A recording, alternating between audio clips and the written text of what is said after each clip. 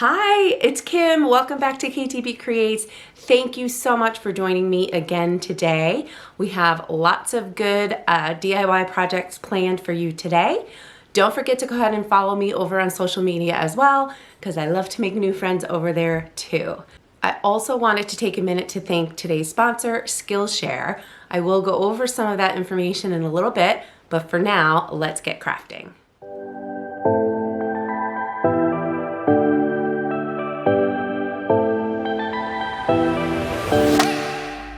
Okay, so for this first DIY, I'm taking this sign that I actually put together last year, and I could tell I didn't finish it because I just got frustrated with it.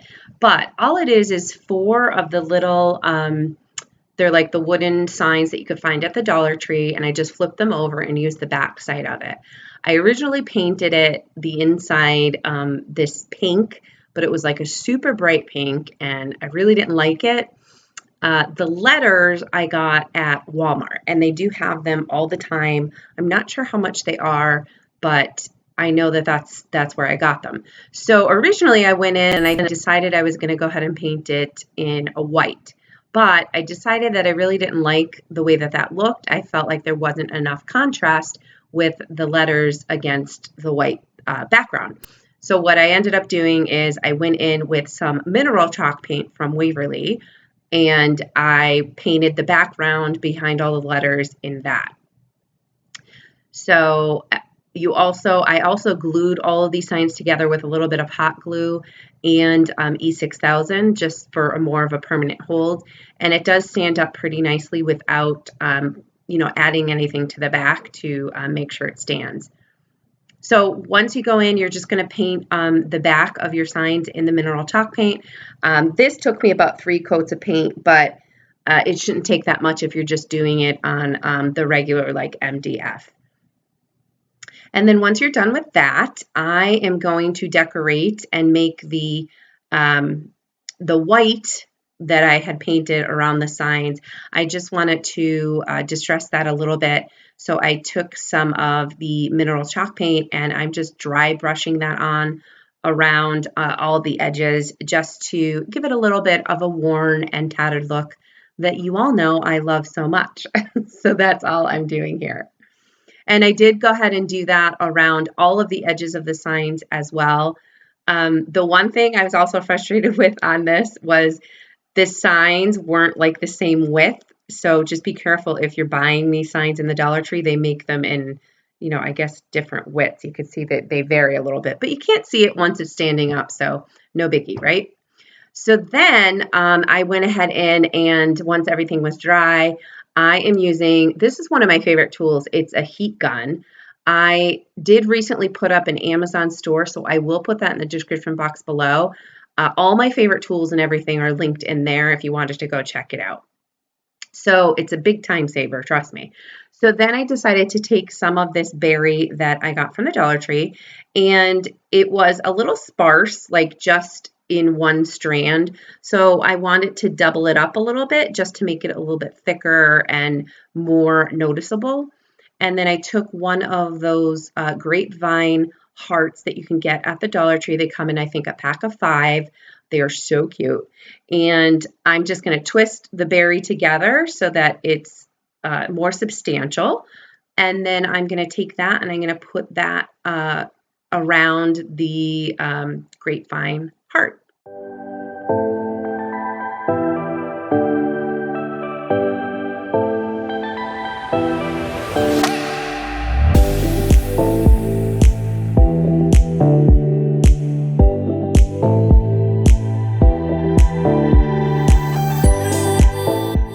And then I just added a little bit of hot glue just to make sure it stayed. You could wrap it around the heart, but I want it to be a little bit more noticeable, like I said. So I'm just using a few dabs of hot glue just to adhere that right to the grapevine heart.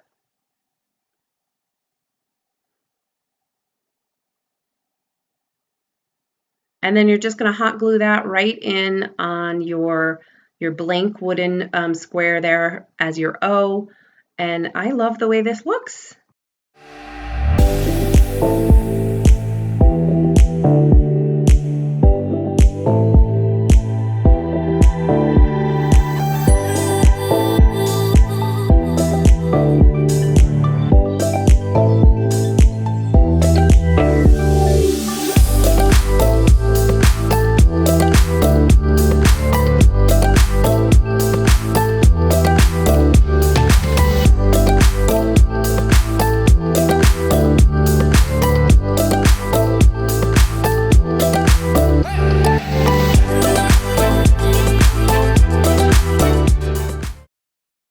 So I wanted to take a minute to talk about today's sponsor, Skillshare.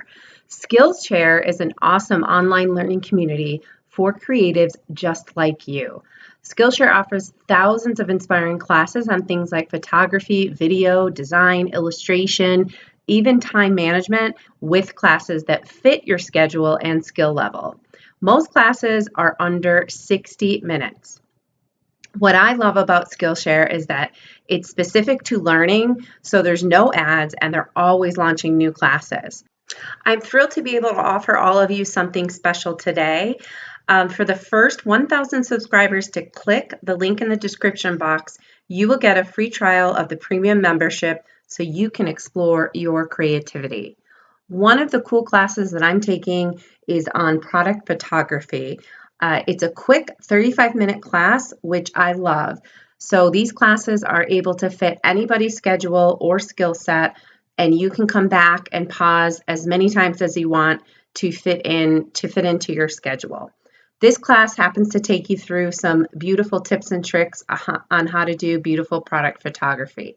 I'm also really enjoying the time management productivity classes.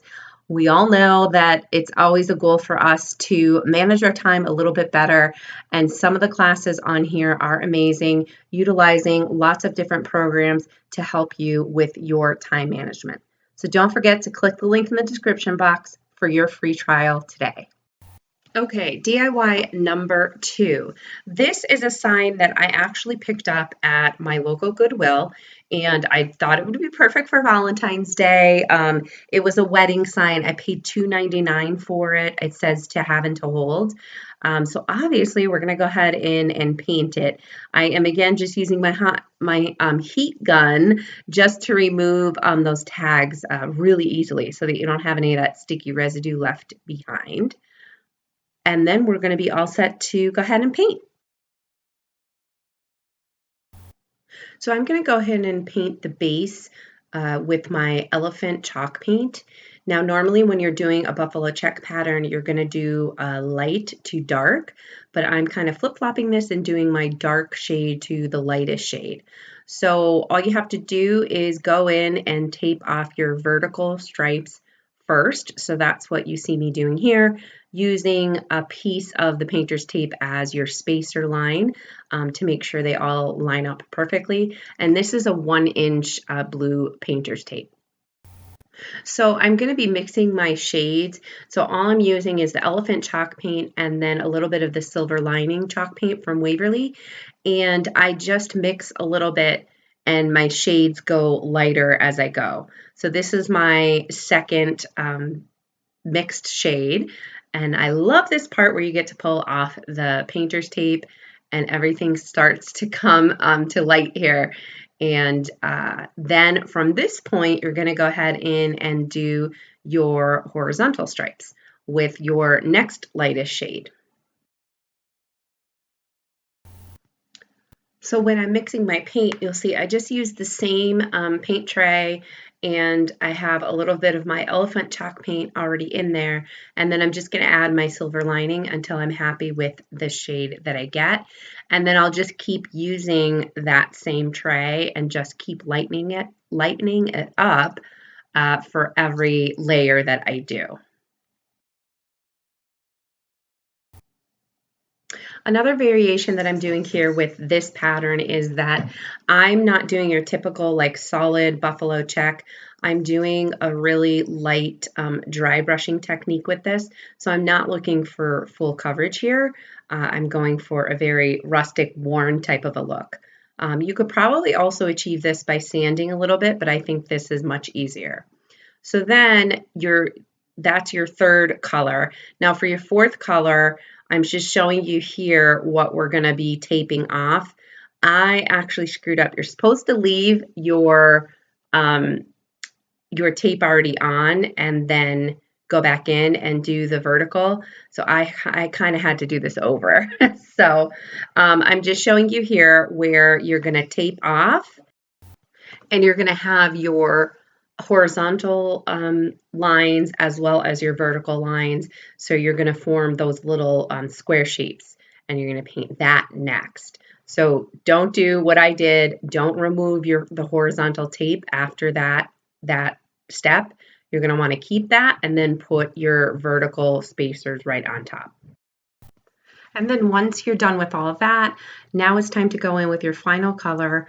I'm going in with just the pure silver lining.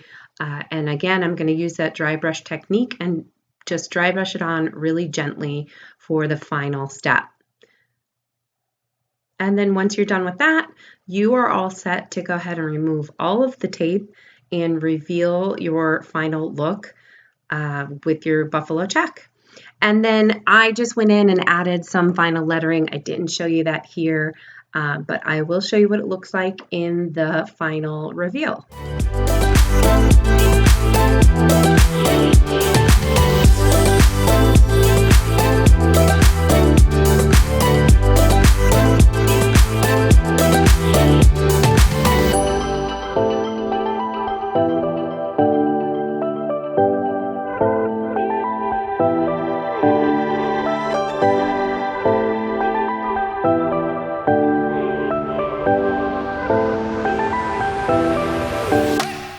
And for DIY number 3, this is a really quick and easy project. You're going to need one 8x10 frame from the Dollar Tree.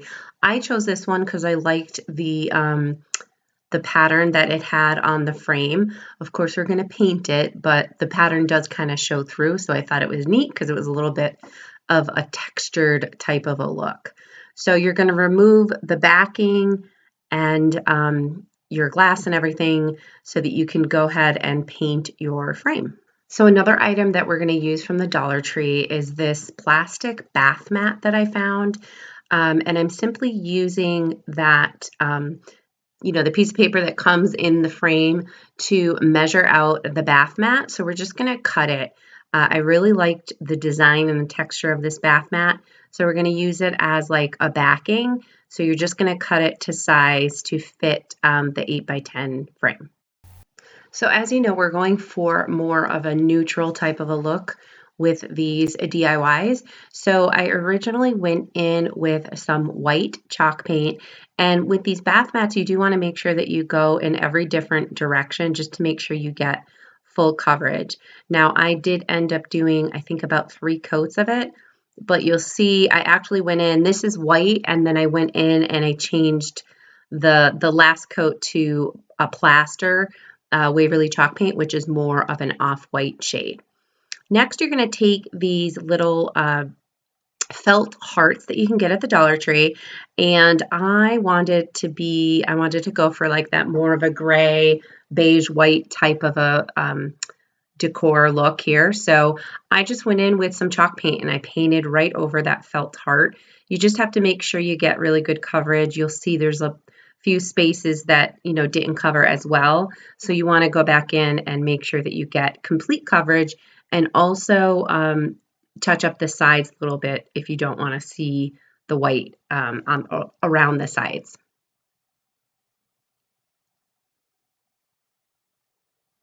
And here you can see this is where I went in with the plaster. So you see a little bit of a difference here.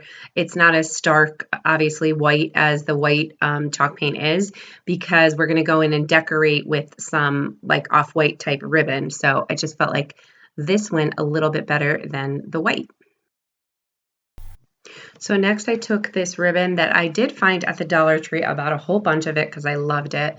It's kind of like a farmhouse type look. It has gray stripes along the edges, and it's like an off-white shade. So I taped off the end of it just to make it easier to sew through the little edges of this heart. And that's really all I'm doing. Is I'm just gonna do a regular stitch pattern around the heart. And then at the end, you'll see I go back and I kind of fluff it up a little bit.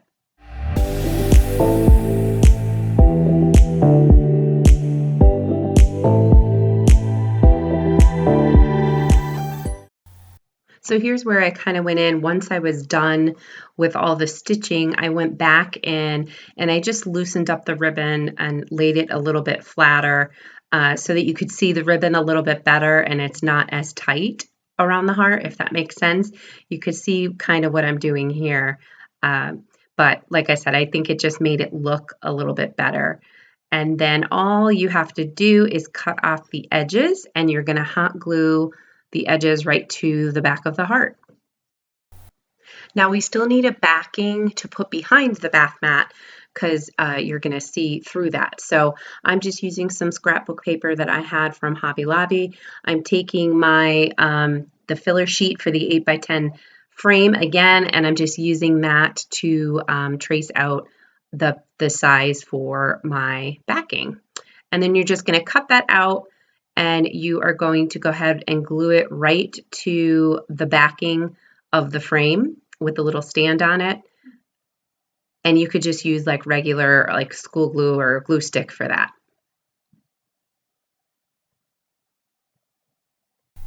And then we're all set to go in and paint the frame. So I am just going to use some Waverly Chalk paint in the plaster shade, and I'm going to paint the edges pretty good. I'm not looking for complete full coverage on this, so you can paint it however you choose to.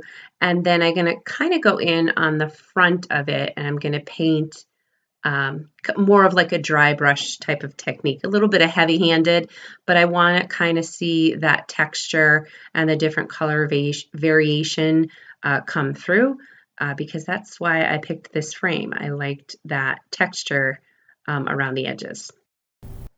And then once I was all done with the plaster paint, I took some elephant chalk paint and I did a really light-handed dry brush technique with that just to give it a little bit of an aged look. And now we're all set to assemble everything back together. You are going to use the glass, so you're going to put that in first. Make sure you clean it really well with some Windex, and then we're going to add our layers on top of that. Now, I first added the bath mat, and I wasn't sure if I wanted to put the heart on top of the bath mat. But then I decided at the end, we're just going to put the heart right on top of the glass. So you put your bath mat in first, your painted mat, and then you put your backing and make sure that's all secured really well. And then you're going to flip your sign over, and we're going to add the little heart to the front of the sign. And it just gives some dimension and a little bit more texture. And I just used hot glue to hot glue that right on my frame. And I'm not sure about the coloring here. I don't know what happened with my camera, but the coloring is way off. It's much lighter. It's not. It looks red in this picture. And then I'm just going to use different types of ribbon to make a cute little type of a bow. Kind of like a messy little arrangement of different neutral type bows that I had from Hobby Lobby as well as the Dollar Tree. And I'm just going to tie that right in the middle with some twine. And then I did add a little lace bow right to the center of it just to dress it up a little bit. And we're just going to use this to add right to the frame just to decorate it a little bit more. And again, it's a lot of a neutral type of a pattern. So, you know, nothing too bright or your traditional Valentine type shades. This kind of goes more with my decor because I don't typically decorate for Valentine's Day. So we are going to add this cute little bow right to the corner of the frame. And all you're going to adhere that with is a little bit of hot glue, and you're all set.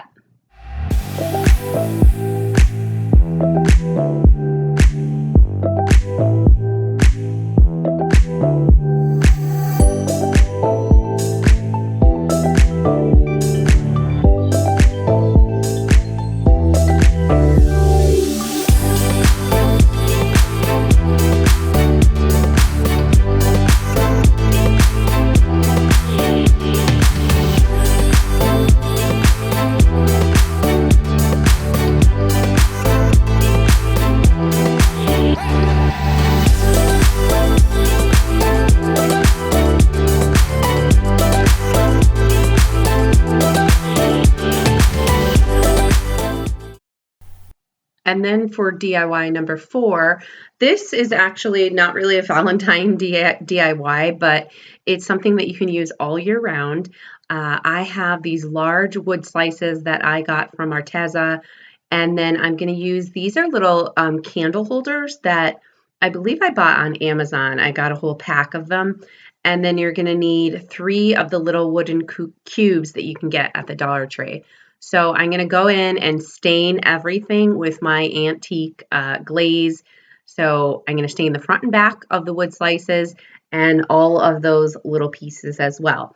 And what we're going to do here is just make a variation of a tiered tray. And I'm going to use this in my kitchen just to store everyday items that, I kind of like to have out on my counter. So then all I did after the stain was all dry, I went in and just dry brushed some Waverly chalk paint in white all over the front and back of my wood slices. Obviously, this is optional. You don't have to do this. You could do it to paint it to your liking. But I also did this around the edges of the wood slices and then all the little pieces as well so that everything matched. Once I was all done with dry brushing the white on, I did go ahead and do a pretty decent coat of Mod Podge over everything, especially because I'm going to be using this in my kitchen and I want to be able to easily wipe it down. So it's a good idea to add a protective layer to it. So that's what I'm doing with my Mod Podge here. Also, with these wood slices, you want to make sure that you go ahead and get the edges so that the bark doesn't come off. And then it's time to go ahead and glue your little candle holders to the bottom of it. So on one of the pieces, I'm going to glue down 3 of those candle holders, just so you get a nice sturdy surface. Now for the second layer, we have to put 2 of the little candle holders together, and then we're going to glue in 3 of the wooden pieces inside the top candle holder, just so that it evens out the height between the 2 sides. I don't know if that makes sense, but maybe you can figure it out when you see me putting it all together. So we're just hot gluing it all together. You could actually use E6000 if you want it to be a little bit more permanent, but I'm kind of always trying to get these done quickly. So you'll see I'm just using 1 candle holder on the existing base, and then we're going to glue the other layer with that one piece over to the one side, and then you're going to attach it with the 1 candle holder to the other level.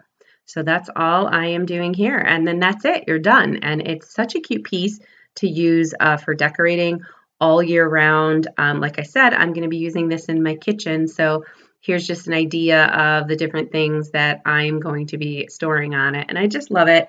It looks so rustic and just something really different that you don't normally see as like a tiered tray.